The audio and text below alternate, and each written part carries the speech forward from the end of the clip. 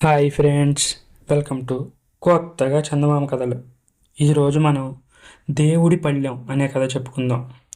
పూర్వం కృష్ణానదీ తీరాన ఉండే ఒక గ్రామంలో సౌభాగ్యమ్మ అనే ఒక వృద్ధురాలు ఉండేది.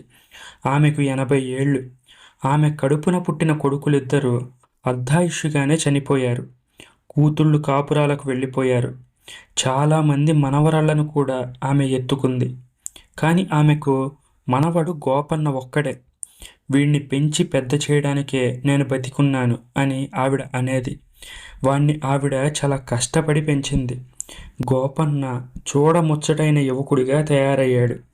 వాడు అందంగా ఉండడమే కాకుండా బలిష్టంగా కూడా ఉండేవాడు. వాడు చాలా మంచివాడు. వాడి హృదయంలో ఏ కోశాన ఒక్క కుళ్ళు బుద్ధి కూడా లేదు. వాడికి ఉన్న ఆస్తి మొత్తం ఒక ఎద్దుల బండి మాత్రమే. వాడు ఆ బండిని కిరాయికి తోలుకొని వచ్చిన డబ్బుతో తన చెల్లెళ్ళను పోషించుకుంటూ తన నాయనమ్మను సుఖపెట్టసాగాడు. వ్యవసాయ తరుణం కానప్పుడు కూడా అతని బండికి పని ఉండేది. ఆ ఊరి కుమ్మరులకు ప్రసిద్ధి. వాళ్ళు చేసిన కుండలు, కూజాలు, పాత్రలు బస్తీకి చేరవేయడానికి గోపన్న బండి ఎంతగానో ఉపయోగపడేది. గోపన్న ఇంటి గోడకు ఒక సంచి వేలాడుతూ ఉండేది. ఆ సంచిలో దేవుడి పళ్ళెం ఉందని, అది అన్ని కష్టాలను పారదోలి మేలు కలిగిస్తుందని, దాన్ని చేతితో అంటను కూడా అంటరాదని, అది తాను కాపురానికి వచ్చే నాటికే ఎన్నో తరాలుగా ఆ ఇంట్లో ఉంటుందని నాయనమ్మ గోపన్నతో చెప్పేది. గోపన్నకు 18 సంవత్సరాలు నిండిన కొద్ది రోజులకు నాయనమ్మకు అకస్మాత్తుగా పక్షవాతం వచ్చి పడిపోయింది. ఆవిడ గోపన్నను దగ్గరికి పిలిచి, నాయన, దేవుడి పళ్ళెం జాగ్రత్త, దాని జోలికి వెళ్ళనని మాటివ్వు అని అన్నది. గోపన్న ఆమె కోరినట్టుగా మాటిచ్చాడు. దేవుడి అనుమతి అయితే తప్ప దాన్ని అమ్మవద్దు, ఇల్లు దాటి పోనివద్దు అని చెప్పింది. గోపన్న జవాబు చెప్పేలోగా నాయనమ్మ ప్రాణాలు విడిచింది. ఆ రాత్రంతా గోపన్న నాయనమ్మ కోసం ఏడ్చాడు. ఆవిడ తప్ప మరొక తల్లిని వాడు ఎరగడు. పోయిన వారి కోసం రోజుల తరబడి ఏడవడం సంపన్నులకు జరుగుతుంది కానీ పేదవారికి జరగదు. గోపన్న మర్నాడే మళ్ళీ బండి కట్టాడు. ఎందుకంటే తాను ఆ రోజు సంపాదించుకోకపోతే ఆ రోజు నలుగురు ప్రాణులకు పస్తే. నాయనమ్మ పోయాక వాడికి లోకం చిన్నబోయినట్టే ఉంది. కిరాయికి బండిని తోలుకుపోయి ఇంటికి వచ్చి బండి విప్పగానే ఒక మూల చేరి తన కుక్కను కౌగిలించుకొని నాయనమ్మ కోసం ఏడ్చేవాడు. నాయనమ్మ చనిపోయాక ఇంటి పెత్తనం ఆడపిల్లలదైంది. వాళ్లను అదుపులో ఉంచడానికి నాయనమ్మ లేదు. వాళ్ళు ఇంటి పని అంతా నిర్లక్ష్యంగా చేయసాగారు. పిచ్చి పిచ్చి పూసల పేర్లు కొని అవి వేసుకొని కులకసాగారు. గోపన్న, ఈడు వచ్చిన వాడివి కదా, ఎవరైనా పనిమంతురాలిని పెళ్ళాడి ఇల్లు చక్కబరుచుకో. నీ చెల్లెళ్ళు చిన్నపిల్లలు, వారు ఇల్లు నిర్వహించలేరు అని గోపన్నకి ఇరుగు పొరుగు వాళ్ళు సలహా ఇచ్చారు. మా చెల్లెళ్ళందరికీ పెళ్లి కానివ్వండి, నా పెళ్లికేం తొందర అనేవాడు గోపన్న. నిజానికి గోపన్న తనకు కావాల్సిన పిల్లను అది వరకే చూసి పెట్టుకున్నాడు. కానీ ఆ పిల్లను అతను చేసుకునే అవకాశం ఎంతమాత్రం లేదు.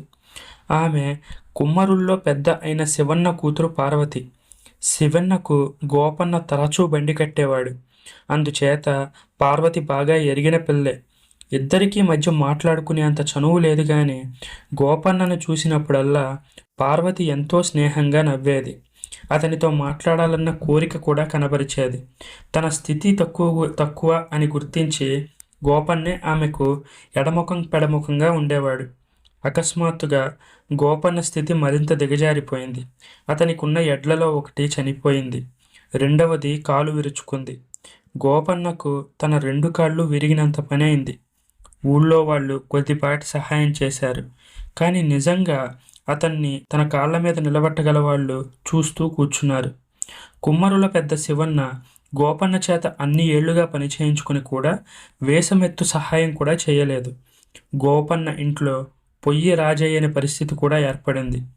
ఒకనాటి ఉదయం గోపన్న ఏమీ చేయడానికి తోచక ఇంట్లో కూర్చుని ఉండగా ఎవరో వ్యాపారస్తుడు వచ్చాడు. అబ్బాయి, మీ ఇంట్లో ఒక పాత పళ్ళెం ఉన్నదంట, అది చూడవచ్చునా అన్నాడు. గోపన్న గోడకు వేలాడే సంచి చూపాడు. పెద్ద మనిషి ఆ సంచిని తీయబోయేసరికి గోపన్న, దాన్ని ముట్టుకోకండి, మేము దాన్ని తాకను కూడా తాకం అన్నారు. వ్యాపారి ఆశ్చర్యంతో, తాకకపోవడం ఏమిటి? దాన్ని నేను 5 రూపాయలు ఇచ్చి కొనుక్కుందామని వచ్చాను అన్నాడు. అది అమ్మేది కాదు అని గోపన్న తాపీగా చెప్పాడు. గోడకి వేలాడి ఏముద్ధరిస్తుంది? ఆఖరి మాటగా 10 రూపాయలు ఇస్తాను, నష్టమైతే అయ్యింది అన్నాడు వ్యాపారి. గోపన్న ఒప్పుకోలేదు. వ్యాపారి వదిలిపెట్టలేదు. 50 రూపాయల దాకా ఆశపెట్టాడు. గోపన్నకు శరీరమంతా గగురు పొడిచింది. ఆ డబ్బుతో ఇంకొక ఎద్దును కొని బండి తోలుకోవచ్చు. అయినా నాయనమ్మ చెప్పిన మాటలు తలుచుకొని గోపన్న దేవుడి పళ్ళాన్ని అమ్మడానికి నిరాకరించాడు.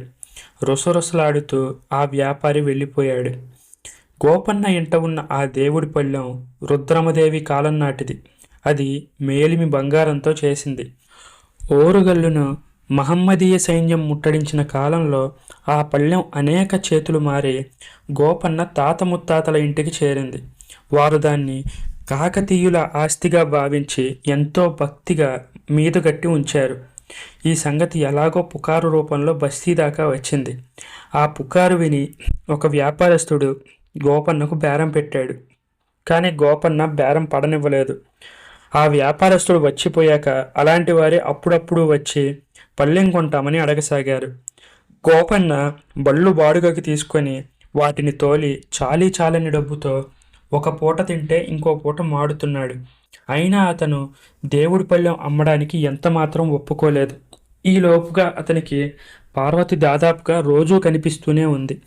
ఆమె గోపన్న పెంపుడు కుక్కతో సావాసం చేసింది. అది పార్వతిని చూసినప్పుడల్లా ఆమె వద్దకు వెళ్ళి తోక ఆడించేది. పార్వతి ఆ కుక్కను ముద్దు చేసేది. పార్వతికి ఒక గొప్పింటి సంబంధం కుదిరినట్టు ఊళ్ళో చెప్పుకోసాగారు. ఆ సంగతి వినగానే గోపన్నలో మిగిలి ఉన్న కాస్త ఉత్సాహం కూడా ఇంకిపోయినట్టయింది. పార్వతిని నేను పెళ్ళాడలేకపోయాక ఎవరు పెళ్ళాడితే మాత్రం ఏముందిలే అని అతను తన మనసును సమాధానపరుచుకోవడానికి ప్రయత్నించాడు. ఎందుకంటే గోపన్న రోజంతా కష్టపడినా తన చెల్లెళ్ళు 2 పూట్ల కడుపు నిండా గంజి అయినా తాగలేని స్థితిలో ఉన్నారు. శివన్నను చూడబోతే ఆయన వ్యవహారం 3 పువ్వులు 6 కాయలుగా ఉన్నది. బస్తీలో ఉండే వ్యాపారస్తులకు కూడా ఆయన అప్పులు పెట్టి మంచి వడ్డీ సంపాదిస్తాడని చెప్పుకునేవారు. ఆ సంవత్సరం పంటలు బాగా పండాయి. పొలాలు ధాన్యలక్ష్మితో కలకలలాడాయి. కానీ గోపన్న ఇంటి పరిస్థితి కరువు పరిస్థితిగానే ఉంది. నాయనమ్మ చావుతో ఇంటికి అరిష్టం చుట్టుకున్నట్టయింది. అతని కష్టాలకు తోడుగా పెద్ద చెల్లెలు జబ్బుపడి మంచాన తీసుకుంది.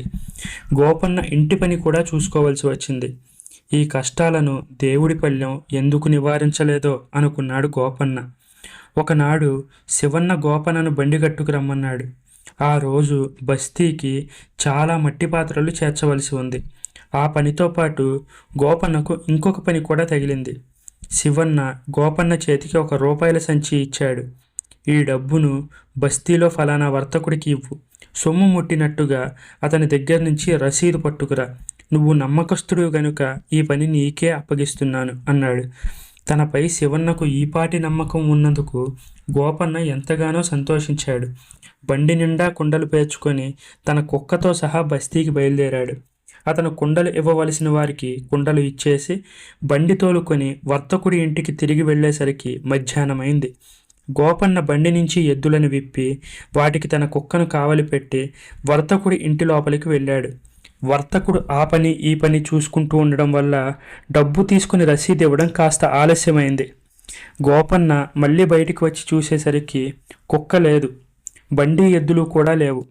వీధిలో ఉన్న కుక్కలను పట్టుకుపోతారు, ఆ సంగతి నీకు తెలీదా అని వీధిలో వాళ్ళు చెప్పారు. గోపన్నకు మిన్ను విరిగి మీద పడ్డట్టయింది. నా బండి ఎద్దులు ఏమయ్యాయి అని అతను అడిగాడు. ఇంతకు మునిపే ఎవరో పట్టుకుపోయారు అని వీధిలో వాళ్ళు అన్నారు. గోపన్నకు బండి ఎద్దుల కంటే కుక్క పోవడమే చాలా బాధ కలిగించింది. దాన్ని ఎక్కడికి తీసుకుపోయారో తెలుసుకున్నాడు. అక్కడికి పరిగెత్తాడు. అది ఒక కచేరీ. అక్కడి వాళ్ళను గోపన్న బతిమాలుకుంటూ తన కుక్కను తనకు తిరిగి ఇమ్మన్నాడు.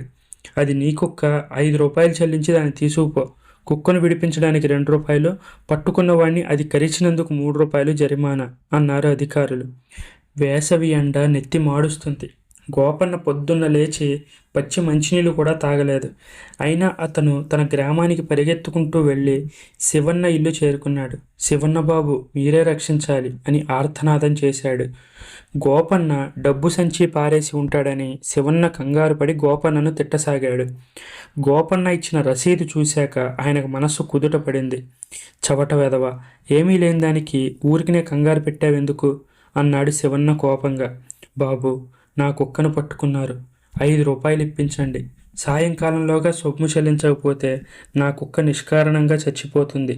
మీ రుణం ఏదో ఒక విధంగా తీర్చుకుంటాను అని గోపన్న కళ్ళనీళ్ల పర్యంతమై బతిమలాడాడు. నీ వెధవ కుక్క కోసం పారేయడానికి నా దగ్గర డబ్బు లేదు. అది కాకపోతే ఇంకో కుక్కను పెంచుకో అన్నాడు శివన్న. గోపన్న తూలుతూ ఇంటికి వచ్చాడు. వాడికి భగవంతుడిలో ఉన్న అపారమైన విశ్వాసం ఎగిరిపోసాగింది. అతనికి దేవుడి పళ్ళెం అకస్మాత్తుగా జ్ఞాపకం వచ్చింది. దేవుడు అనుమతిస్తే ఆ పళ్ళాన్ని అమ్మమని నాయనమ్మ చెప్పింది. దేవుడు తప్పక అనుమతిస్తాడు. ఇటువంటి సమయంలో ఆదుకోవడానికి కాకపోతే ఇంకా ఆ పళ్ళెం దేనికి? అతనికి దేవుడిపై నమ్మకం తిరిగి వచ్చింది. తాను ఇంటికి తిరిగి వెళ్ళడం, గోడ మీద నుంచి దేవుడి పళ్ళాన్ని దించడం, దాన్ని పట్టుకుని తిరిగి నగరానికి వెళ్ళడం, అక్కడ వ్యాపారి వద్దకు వెళ్ళి ఇదిగో దేవుడి పళ్ళెం, 50 రూపాయలు ఇవ్వండి అని అడగడం గోపన్నకు కలలో విషయాల్లా ఉన్నాయి. అతని చేతిలో నుంచి ఒక వ్యాపారస్తుడు పళ్ళాన్ని తీసుకునే లోపల అక్కడ ఉన్న మరొక పెద్ద మనిషి దాన్ని తీసుకొని, దీని ఖరీదు 50 రూపాయలంటే ఇంకా చాలా ఉంటుందే అన్నాడు. 50 రూపాయలు ఇవ్వండి చాలు అన్నాడు గోపన్న. ఆ పెద్ద మనిషి 50 రూపాయలు ఎంచి ఇచ్చాడు. గోపన్న తూలుతూ వెళ్ళి 5 రూపాయలు తీసి అధికారులకు ఇచ్చి తన కుక్కను విడిపించుకున్నాడు. ఆ కుక్కను కౌగిలించుకుంటూ ఉండగానే అతనికి స్పృహ తప్పింది. గోపన్నకు మళ్ళీ స్పృహ తెలిసేసరికి అతను తన ఇంట్లో ఉన్నాడు. మరి కాసేపటికల్లా తన దగ్గర పళ్ళెం తీసుకున్న పెద్ద మనిషి అక్కడికి వచ్చాడు. ఆయన గోపన్నతో, ఈ పళ్ళాన్ని నువ్వు అవసరం వచ్చి అమ్మావా నాయనా అని అడిగాడు. అవునండి అన్నాడు గోపన్న. దాని ఖరీదెంతో నీకు తెలియదా అన్నాడు పెద్ద మనిషి. దాని ఖరీదు సంగతి నాకేమీ తెలియదు అన్నాడు గోపన్న. ఇది చరిత్ర ప్రసిద్ధి గల పళ్ళెం. దాని ఖరీదు కనీసం 1500 రూపాయలు ఉంటుంది. ఇదిగో మిగిలిన సొమ్ము అంటూ ఆ పెద్ద మనిషి రూపాయల సంచి తీసి గోపన్న ముందు పెట్టాడు. ఆ రోజు నుంచి గోపన్న అదృష్టం తిరిగింది. అతను ఆ గ్రామంలో ఒక గొప్ప ధనికుడయ్యాడు. పొలాలు కొనుక్కొని మంచి ఇల్లు కట్టుకున్నాడు. పార్వతి గోపన్నను తప్ప ఇంకెవ్వరినీ పెళ్ళాడనని తన తండ్రితో అన్నప్పుడు ఆయన అభ్యంతరం చెప్పలేదు. ఇద్దరికీ పెళ్ళయ్యి ఊరేగింపు జరిగినప్పుడు గోపన్న కుక్క ఊరేగింపుతో పాటు గర్వంగా ముందు నడిచింది. ఈ కథ మీకు నచ్చినట్టయితే దీన్ని లైక్ చేయండి, మీ ఫ్రెండ్స్ అందరికీ షేర్ చేయండి. అలాగే మన ఛానల్ని సబ్స్క్రైబ్ చేసుకోవడం అస్సలు మర్చిపోకండి. Thank you friends.